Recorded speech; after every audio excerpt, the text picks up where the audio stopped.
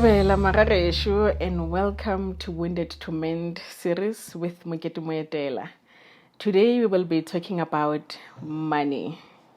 My guest is the recipient of the Best Speaker of the Year award. She was listed as one of the most influential young South Africans in 2017. She is an internationally accredited money coach and energy healer, author of the best-selling and award-winning book, Black People and Money. Busi Selesho, welcome to the show. And thank you so much for allowing us into your space to share the experience with us. Thank you so much for coming through. I really appreciate it. Yes, and the team was very humbled when we got a yes from you. We're very excited. And as we were preparing for this interview, we realized that we don't know a lot about money. We just go on about life on autopilot. Yeah. And when I read your book, you were mentioning the big fours. Parents, teachers, and religion and politics as some of the things that influence our behavior. That got me scared because I thought it's just economics, religion, and politics. When I saw parents and teachers, I thought, what's going on? Can you take us through that? Yeah, of course. Anybody that has authority over us, a human being, has more impact on that person's outlook on life. So if your mother believes that money is evil, there's no way you're going to believe a different thing, because she's with you when you are in that state of 3 to 7. That is where we are a sponge. We're taking and taking and taking and taking. So whatever that we were taught between 3 and 7 is how we always going to show up as, unless we decide to change, because maybe this doesn't serve me, I do not want it anymore, and this serves me, then I want to replace it. But all our lives we're dealing with that 3 to 7 period. We are fixing it, we are adding on it, but we're dealing with that. So if my mother had so much debt, I mean, most of my clients come to me and said, I can't have money, I do not know how to save money. But I remember my mother just used to buy things all the time. I mean, myself also, I know how to make money, because I will see my mother staying up all night making best spreads for her business, and then she will take me with her to sell, and she will make money, see all these people giving her money, and then afterwards we will go and she will say to me, whatever you want, I will buy you. And then I thought, oh, this is how you do with money. Yeah, isn't it how we do money? Yeah, you make it so hard, and then you go spend it, all of it. I don't know why I thought you spent all of it, but then I just saw how we will go again the next day, and I'm like, okay, well, we can spend all of it. Tomorrow we can make more money. So you know that song, that guy, he says, let's make them. Makes perfect sense to me.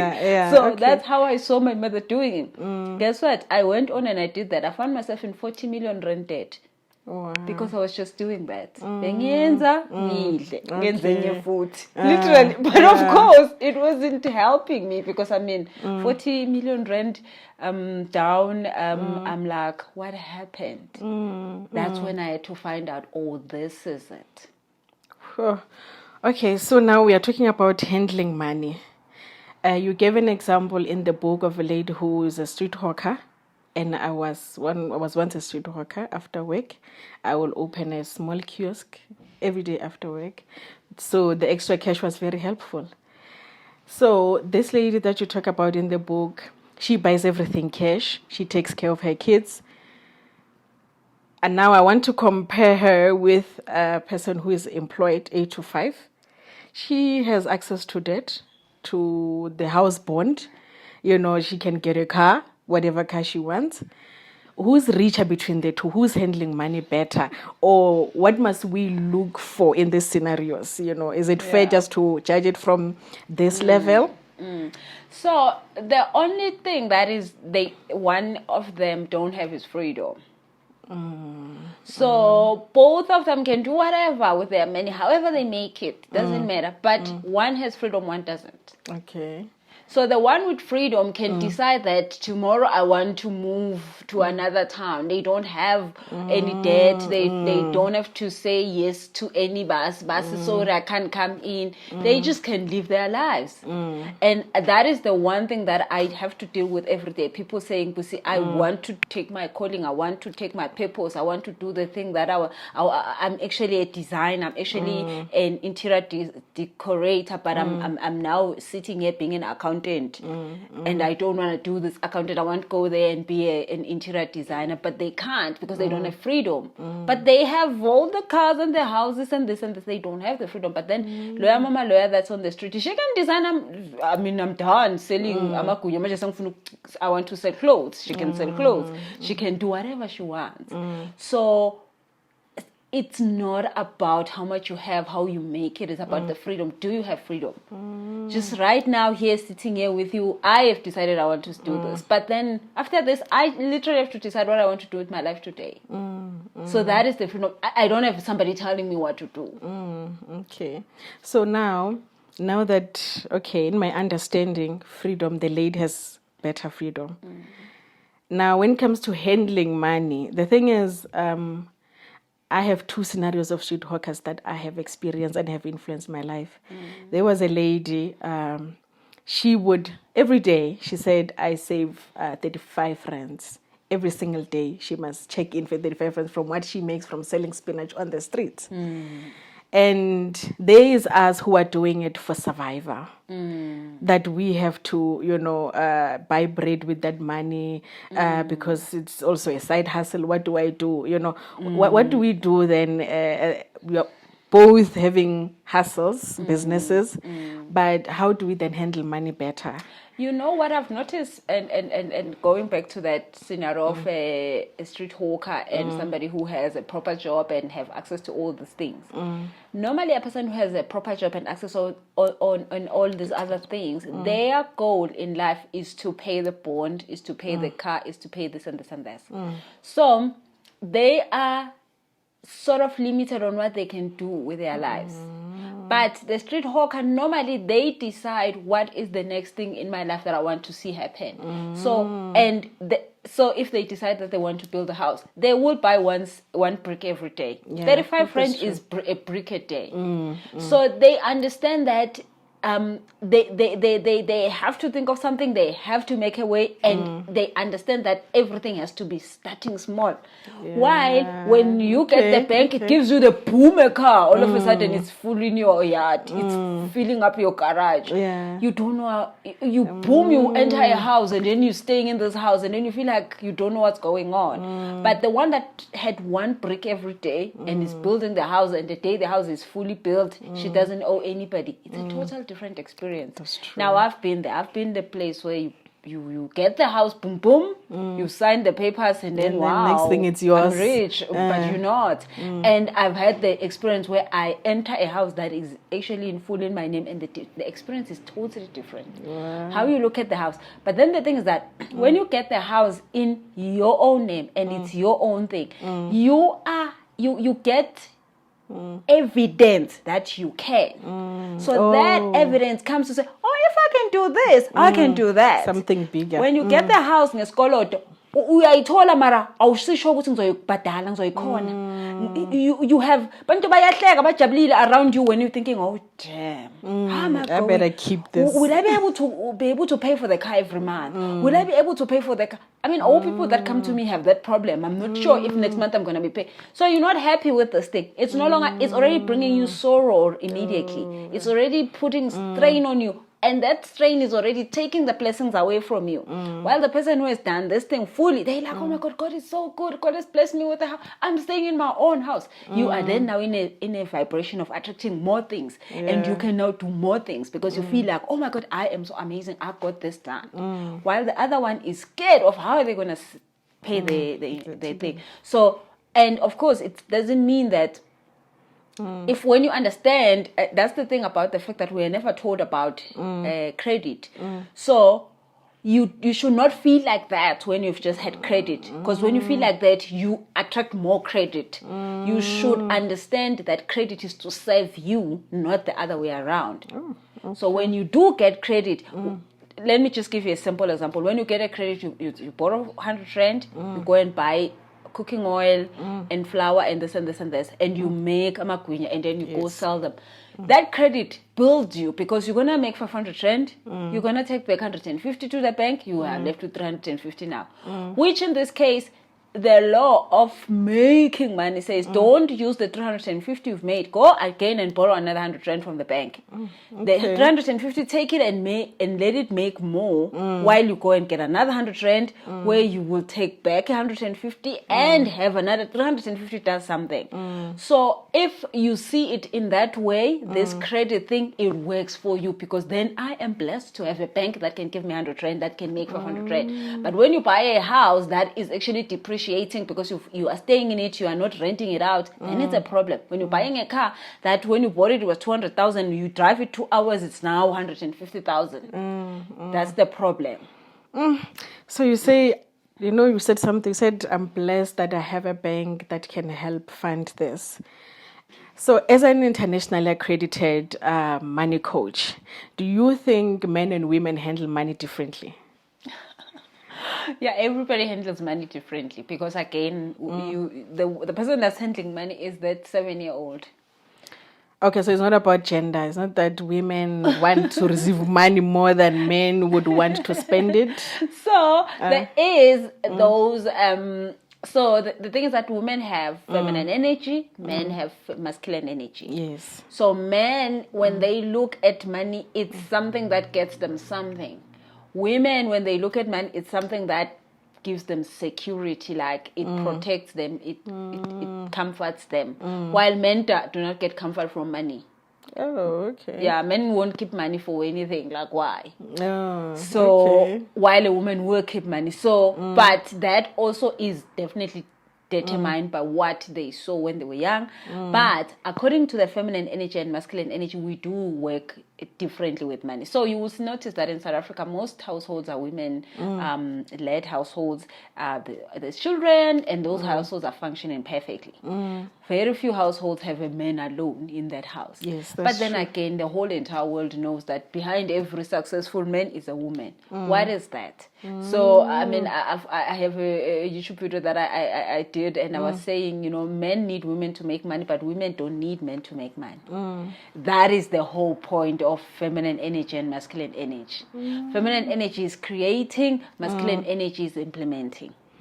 Okay. So when there's two people in, let's say they are dating or they are in a marriage, let's talk about a marriage, because that's where a lot of marriages fail because of money. Okay. Doesn't matter if there is money or there isn't. Money is just an issue, big one. So the woman is the one who speaks and say, we can no longer stay in a 1-bedroom.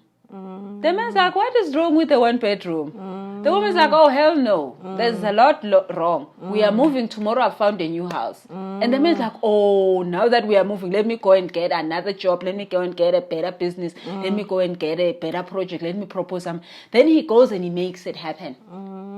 But by himself, he was never going to move out of the 1-bedroom. He was going to buy himself a BMW, still living in the one. He doesn't see a problem.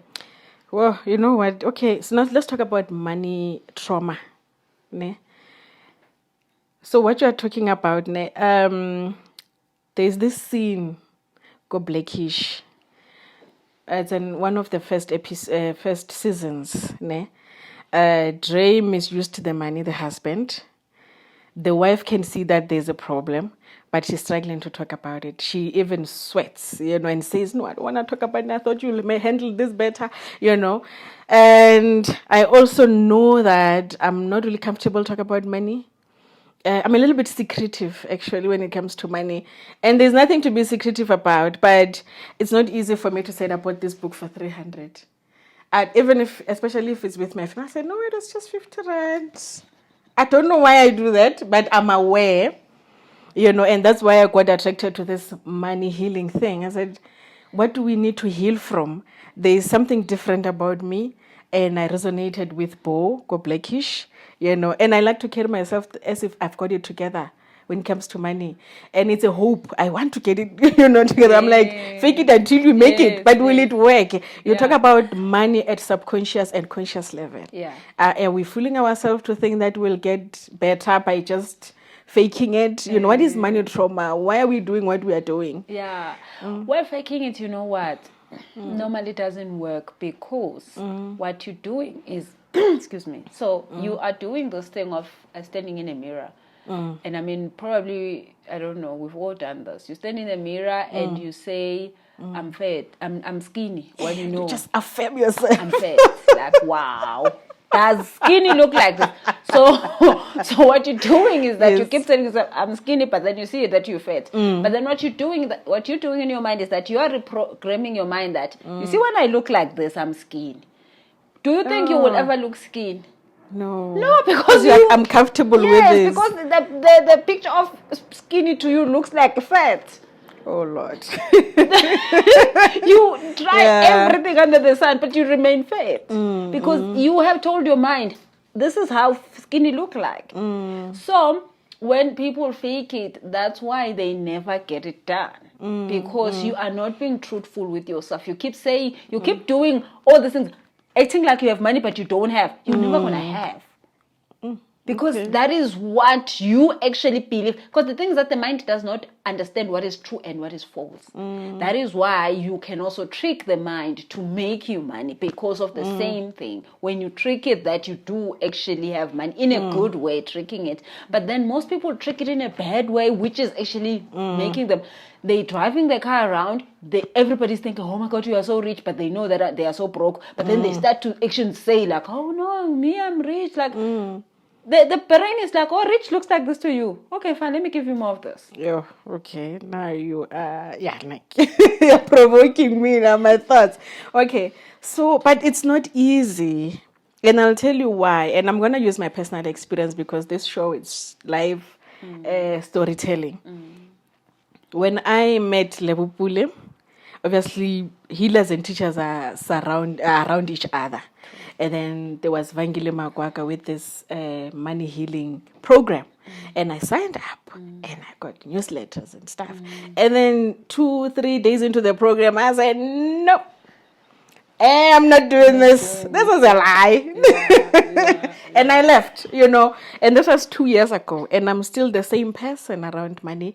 And so when I saw your work and everything, and I said... this money thing, why is it so complicated? But at the same time, it's not easy to say, I'm not rich, I'm struggling. Yeah.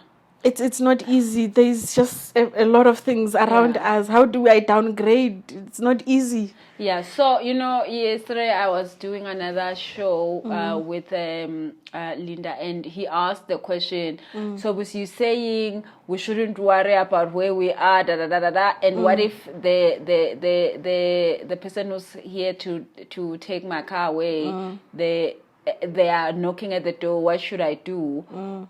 So I said to them, you know what, the reprocessor is here to actually give you peace. Okay. You should never ever run away from that moment, because everybody that is having money troubles, they are running away from the reprocessor. They are trying to not get it repossessed. They are trying to hold on to things they do not have to hold on to. But, and I'm talking about this because I know the feeling when they come and take their house away. They come and take their car away. So when I got sequestrated, I lost everything. I was left with the clothes I was wearing. Now, but after that, the peace that you have, finally, because now you're not fighting to keep nothing together. So a lot of people give themselves to this struggle of keeping it together. And that is where you're draining because when you're keeping it together, you can't create anything. Money is not something you have to work for. Money, you create it. You sit down in meditation and you create money from your home. Ooh, okay. But you do not create it when your energy is not set up correctly. Because when your energy is not set up correctly, you also are creating what is in your energy. So if in your energy you're thinking about the bank coming for you in the next 5 hours or coming for you on the 30th, and that's what you're going to create that. Okay. Somebody out there is saying, but we need money to make money. I must always work hard to get more money so that I can sustain this. Is it true? So people have you ever been to a mine? I've been to a mine. Yeah. You know the people that work underground, they work for 12 hours a day. it's hot in there. It's hot and it's dark. And they're working hard, right? Are they rich? No. So, if Pella, the truth was that you must work hard for money, those people should come out as millionaires.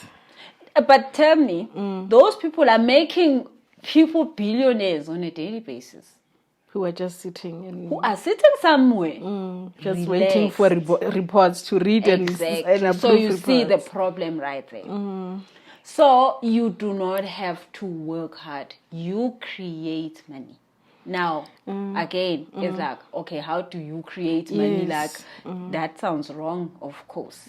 So, now, and this happens to everybody all the time.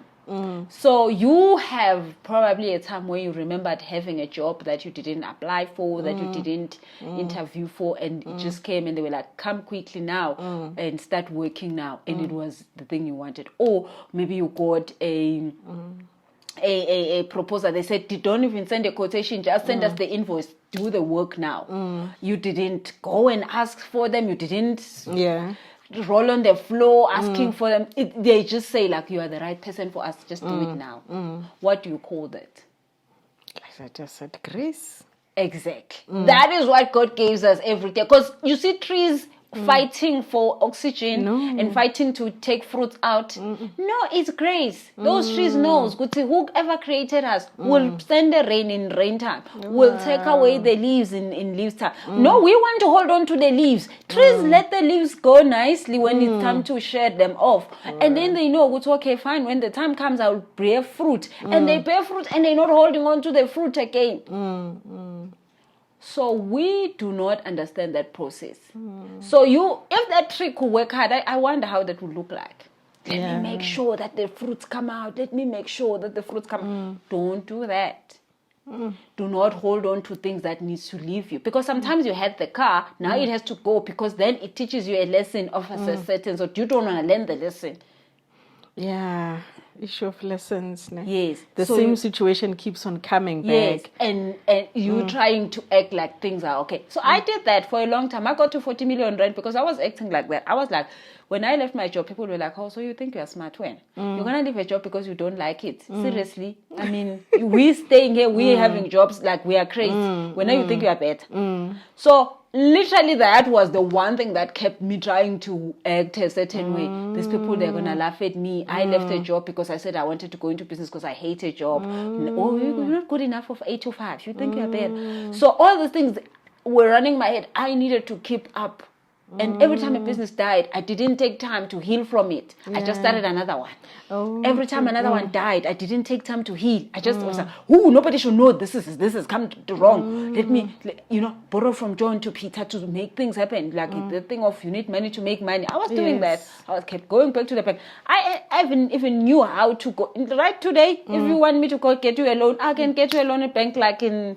I mean, I know exactly what to say, when to say it, where to say it, because I've been there so many times. But I was just trying to keep up with the look that I'm making it. I'm that businesswoman that I said I am. Yeah. Today, I do not care. But then again, I mean, it's unfortunate because now I don't care, but then now I have everything that I ever wanted. But then I just don't care anymore. So, Busi, let's talk about failed businesses. I have failed businesses because I started selling primary school. But today I'm not doing what I was doing that time. Tertiary, I was selling something different, but today, and I know a few of my friends who are watching, they have failed business. What does it signal? When should we then start to worry, to say, no, there's something wrong here? Because now I'm just going. If it fails, I'm like, I'm going to show them that I'm not scared of failure. If it fails, I can still go on. I can move to the next thing. There are reasons why businesses would fail. Maybe you see that the business model is wrong, whatever, but what does it signal in the spiritual sense? There is nothing wrong with a failed business. The only wrong thing is when you don't take the lesson. Okay. Because then you will experience the lesson again. So it's just like a job. You have a job that the boss is not treating you well, then you decide to quit this one and go to another one, you will find again the same problem. That's true. So you have a business, it dies, you have not dealt with the problem why it's dead, you're going to find another business and you're going to have the same problem. So the only thing that you need to make sure is that you are learning. Hence, I was saying to you earlier, you have to heal from that. Because most of the time when the business fails, you have an emotional reason why it fails. You always get to say, oh, maybe I wasn't doing enough. Yeah. Maybe I made a bad decision with partnering with this person. Maybe I shouldn't have borrowed so much money. So you always have an emotional reason. Of course, there's the logical one, but you always have the emotional one. Yes. So if you don't deal with the emotional reasons, they show up again. You are right. There's always the logical one, but the emotional one, which I want to couple it with the intention in the first place. And for me, I remember last year, though I didn't know who to go to, but I went to a psychologist because that's what I could afford at the time. And I was like, just help me figure out why is there repetition of these things. Same thing. You know, I want to expand and grow, but I need to understand what's happening. Let's help me assess, what is going on. And it was interesting to find that for me, it was just the intention. Yeah. The intention that was driving me. Yeah. And it was at the subconscious level because I was not waking up every day with that intention that, I'm gonna show. But when we're drilling down to the subconscious level, like, there's a lot of things that are wrong. Yeah. Now, going back to the issue of money trauma, because I want us to expand it so that people can know and identify if they have it and how to heal. So let's talk about the money trauma. What is that? How do we know it? And finding out the problem at the subconscious level. Let's exhaust that. So just like you just said, you found out what was the issue. So of course, with me, when I went through that 40 million rand, I then got to work with energy, and the energy healer then helped me to say it was fear. And I always feared that I would lose it all. So, and the thing is that I was losing it in the businesses, and then it would die, and I was losing, and I would be like, quickly fixing it. So, of course, the thing is this, God teaches you in small lessons, and then they get bigger and bigger and bigger. The more you don't listen, the worse they get. So I was losing at first, and it wasn't showing to anybody. Only me knew I was losing. Okay. And then, the fear was like, sorry, Wena, don't be saying stuff. Let me continue. I know what I'm doing here, what I didn't know. So I continued. Then the fear grew more. And then when it finally got me like down low, then that's when I got the energy that said, oh, no, it is only fear. So after that, I cleansed the fear from me. And then today, since then, I never had to start again. Yeah. So now I don't, because what will happen is that I will go 1, 2, 3, 7. When I'm at level 7, back to square one. Yeah. Then I will build. When I'm at level 6, back to square one. Build. So now, since then, I don't know how many years it's been, I've never had to start again. So now I build level 7, then if I have to rest, I just rest at level 7. Then I'm from level 7, I then go level 8, 9, 10, 12, then I rest. Then 13, 14, 15, then I rest. Okay, what do you mean rest? There is time for rest. You definitely need time for rest, because when you rest, it's when you take up the energy to focus on bigger things. So there's always levels. So God does not give us the whole entire. If God wants to give you 1 billion rand, God won't give you the 1 billion rand in one day. Literally, that's why Lotto happens like that. Like you don't know how to deal with the 1 billion, and then you go and you waste all of it, and then you come back. You're like, I am such a bad person. How can I not be able to handle it? Yeah. All my life I knew that 1 billion rand would be fine. So God has to give you 100,000. You get used to the 100,000. Then He gives you 200,000. Then you get used to it. Then you get 500,000. You get used to it, and then literally like that. So today I know how to make 1 million, but I still don't know how to make 100 million. So, but I'm definitely on that journey And I can see, like, from last year, I knew how to make this much. Now, this year, now I am making more. I'm like, oh, no, I see what is happening here. Now I know how to make this much. And then I know next year is going to be there. So when you understand that I am going there, but I have to learn a little bit by little bit. So you know, there is a time when you are learning a lot, time when you're implementing, and there's a time when you need to rest. Oh, yeah. And then you learn, then you implement, then you rest. So people don't want to stay in the resting mode. In the resting mode, nothing happens. You don't get new clients. Everything just continues. And then a lot of people be like, I'm stuck. No. Oh, yes. Actually, that's where I wanted us to get to. Because I watch all my light shadows. I watch you. I watch you guys, people who deal with energy healing and yoga and meditation, gurus and stuff like those people have businesses that run. But at some point, they always are in a resting phase. You know, I'm in a resting phase. What does that mean, you know, for someone who does not understand? And you say, so let's talk about... Let's exhaust the part of what happens, because someone would say, I'm stuck. How do I then tell the difference between just being stuck because I'm stuck and exhausted, or it's not stuckness, it's me resting and maintaining what I was building. You know about how you're feeling about the situation. Okay. So that is so critical that you're always cleansing yourself. Because when you're cleansing yourself, you will know. When you're resting, you will feel like resting. And you wouldn't look at life and judge it like, oh my God, I've been making the same thing for the past. You will know that I'm rest because you wanted the rest. So you sort of like, I wanted the rest and I'm happy everything's going in steady mode. I don't have to put in more energy. I don't have to worry about things. Everything's just in a steady mode and I am resting. And you are honoring the rest. And then when it's time to go, like right now, I teach coaches I have a coaching academy, I teach coaches.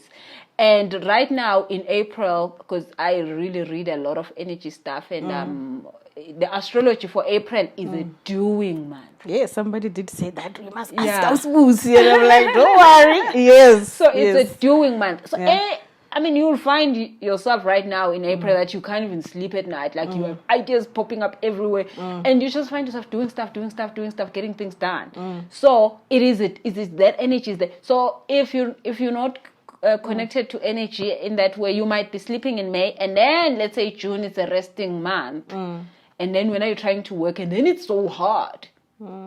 So it's like in winter, if you're gonna wear summer clothes, you're gonna be in trouble. Wear your winter clothes in December, you're gonna be in trouble. So God has created those seasons for a reason. If you are not going along with the Shun, you're gonna be in trouble because you're gonna be going against the energy. So if in December it's time to wear a bikini and you busy with boots and you can wear your boots. Yes, but you'll tell us how life is like. So now it's energy for doing. So when the energy for rest comes, you need to just accept that it's resting mode. Don't try to act like a crazy person, because then of course it doesn't help. But you know how you stuck when you feel like working but there's nothing working.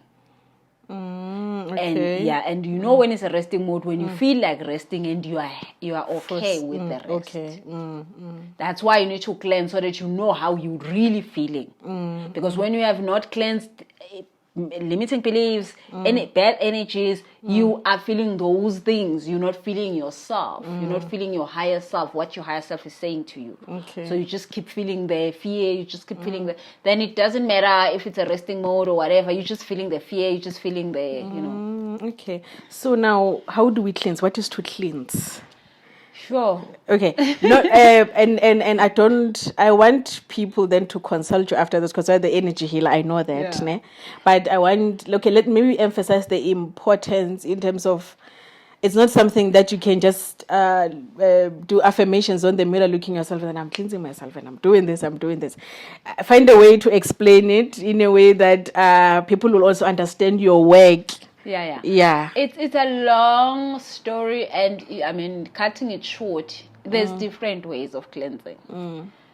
And there's different ways of knowing what you need to be cleansing. So for an instance, I think in March I did a video talking about how to download money into your bank account. 100K. Another one. Another one. How to allow money into your bank account. And one of the things I said is that you have to clean your heart. Now, what does that mean?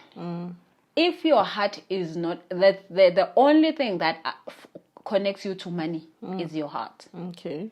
So your heart connects you to people, which is the world, and that is where your money is lying. Okay. So if your heart is not good, there is not going to be money that's coming in. So how do you cleanse your heart? You do shadow work. Shadow work is when you really truly are honest with yourself. How am I toxic? Who am I toxic to? And why am I toxic to them? Sometimes you're toxic to your own children. Yeah. You're busy traumatizing the poor children because they look like their father, because they're talking to you when you don't want to talk, and maybe because you have your own parent issue with your parents, and you're just being so toxic to them. There's no way you're going to have money when your kids are not happy with you. I'm sorry to say that, but no, you're right. It's one of those things. I've seen it so many times. I see it every day.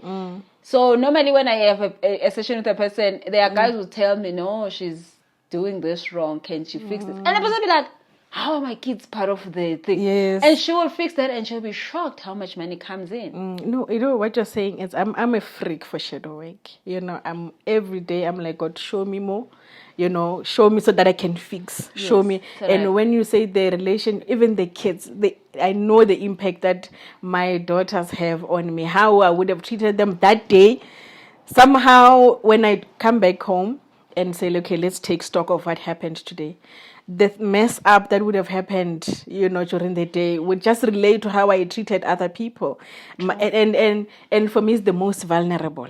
Your helpers, your children, and even your parents, you know. And you know, it's so easy to treat the vulnerable people better.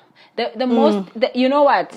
I promise you, 90% of the time, you treat the vulnerable better than you treat the not vulnerable. Is it? Okay. Yeah. So how you look, if you have a job, how you look at your boss, you are scared of them, but actually you wish they would die. Yeah, you know? that's so that I don't have to go to work tomorrow. You know, so even that. I mean, that is the worst kind of toxic when you look at the company and say, they are just using me here. I'm just here to make money and I'm going home. I see. You're not saying anything to them, but what's happening in your heart? That's what we're saying is SWAT. You are not at peace with this job. You're showing up because they pay you. Okay. I mean, how would you feel if a person showed up every day in your work environment and they're just there to suck your money? Yeah. And go home and feed their children. They don't care about you. They don't care about this. They just say, I'm here for the man. Is it 8 or is it 8? Is it 4 already? Let me go home now. I'm just here for the man. That is the worst toxic you are. Because that actually blocks your money. It keeps you in debt. It keeps you... And you don't see it. I promise you will treat your helper better than you treat your boss. Because that is when you are most toxic. Going there, fetching his money every month for nothing. So the things that we say in the wishes, you know, the little things that, you know, those little things. And one other habit I've realized from people around me, like, you know, hey, wagafa, you know, you know, and so and again, it's the intention. I mean, you could make it as a joke and it doesn't count. It's the intention. It's the intention as well. There must be an energy that goes with it. Literally, you can say that in a joke manner, and it's good. It gets there. It's good. Yeah. Yeah. But just what I'm saying is that their heart you must see be clean. heart. Yeah. Like I'm saying, you could think of your helper as a lower than person and you think you should be treating them well, but you are actually messing up way more. Because you look at a white person or jumping the street and you say, the land, we don't have it because of you. You see how that is big? Oh, yes. That's toxic. Yeah, no, you know what? You are right, because I was telling Andy so the other day, Kari. So we're talking about meditation. I sell bath salts. So I'm like, no, this is what I do with the bath salt. There is a relaxation bath. There are those baths that I am like, really, it's a meditation where there are things that I'm doing there. And then I said, I know this person who meditates every day. They've been depressed for 2 years and this is what's happening. And I'm like, the other thing is we think it ends there.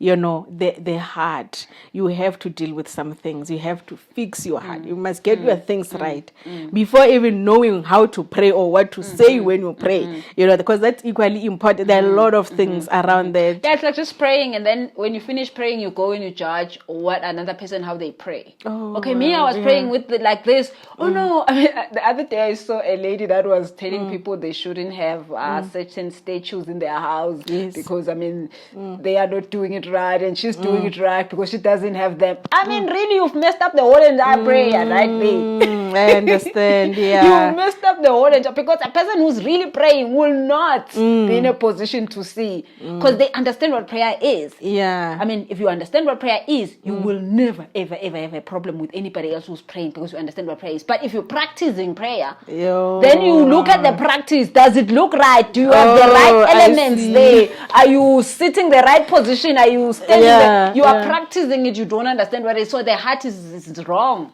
Totally wrong. You can pray all you want. You can pray for 50 years. God doesn't have a problem. God brings us here for bigger things than that. God doesn't care who prays with what, standing up, down, or whatever. Yeah. Wow. Okay. So, as we are concluding, Busi, and I know that you're an energy healer and money coach. You run a number of programs. Actually, let me refer to your book. This book is more than an offering for me, because normally when we read a book, it's, for me, it resonated a lot with me. And then after you offered the 30 days program, which is very intense, I'm not done with it, but it was touching the places that I did not want to visit. How important is this? Why did you include the program in here? Because you could have said, if you want this 30-day program, you could have just mentioned it and say you have to pay 5K for this. But how important was it for you to put it in here? So for me, like I was saying to you earlier, I spent a lot of time learning, but I never practiced. You touched me somewhere in the book, and I was like, Lord, I'm doing this. Yes, so sorry. I was like, yes, I know about this. And a person will be like, oh, law of attraction, I know that. Yeah, that's me. This, I know that, And I mean, so wow, it. So then nothing. It has not done nothing for me. So I knew that I could talk about things there. People could resonate with them. But the doing was what took me out of rubbish.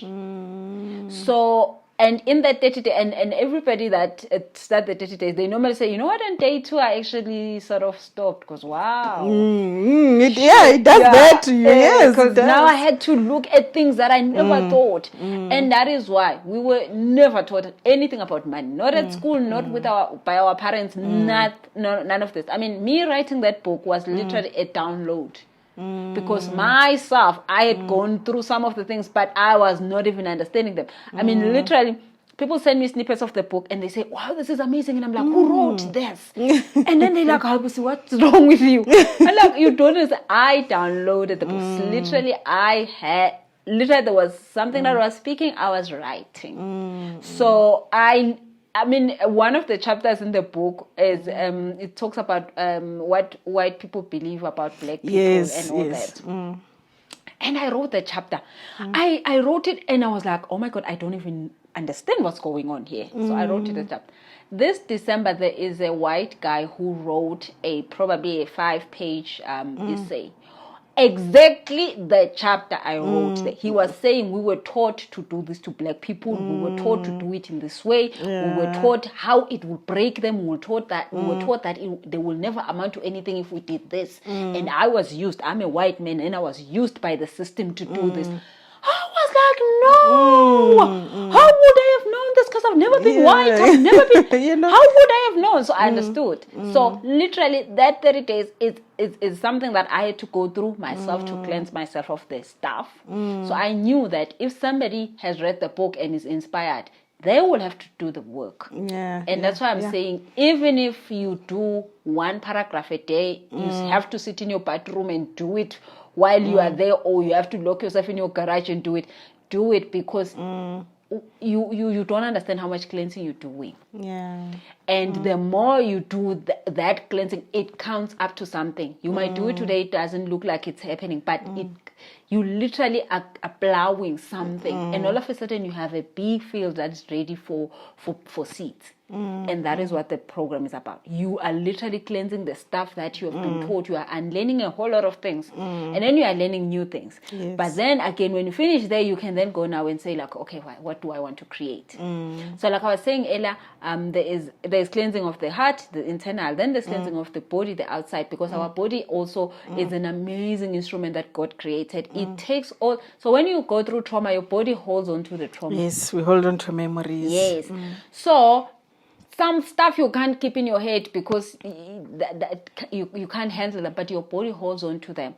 That's why you see a person will say, I'm gaining weight and I'm not eating, I don't know why. It's the trauma that, so there is physical things that you have to do to cleanse the trauma out of your body. So then, like I said, there's different ways of cleansing. But also, I have been so blessed to be able to create different programs for the different things. Yes. So one of the programs that I really am so blessed that it happened, we call it the Goddess Program. So literally it's a women program.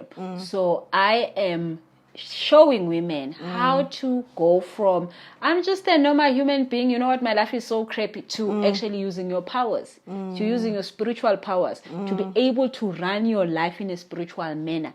Not just because you are religious or you're doing something that people told you, but you're doing what God tells you. It's time we stop listening to what people say we must do. It's time we must know what we must do. And not Busi must tell you. Not anybody must tell you what you must do. You must hear God. God says, go and call this person at 8 o'clock. And you go and do it. So I am teaching women how to talk to angels, how to work with all of that stuff. So that you have because we have so much powers, but we're not using them. Literally, we want to go and knock in every door that we shouldn't be knocking at. Yeah. While we can listen to God and God can say, knock at the red door. Go to this one and you'll find what you want. Yes. And then we will be happy and then we'll actually be more usable by our families, our kids, because we don't have stuff. Literally, the more you find yourself have less things to do in life, that's when you are successful. Yeah, no. Guys, time is not our side and I still want to know more. I want to know the women powers that we have. I want her to dissect that.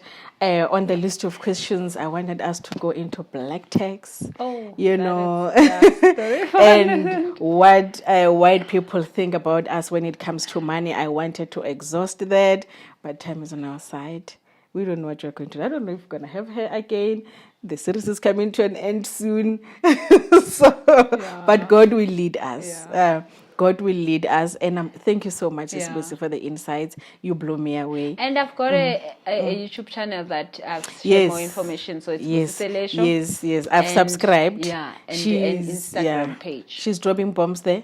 Go to her website as well. They are affordable programs. I couldn't believe it. I thought I will find programs running at around 15K, 50K. It's affordable programs that we need to go to. And now that, for instance, I know what the challenges are, I've started to work on them, but I'm always learning, thinking of ways to improve myself. Every day. Yeah, day we should not be working on us. Yeah, and after learning, implement, or like you said, because I'm one of those who just do personal development programs, but I didn't do anything. But I'm grateful. This year, God just, showed up in my life and I'm starting to implement what I've learned, and I'm grateful. But you don't just get there. Yeah. We need people like her.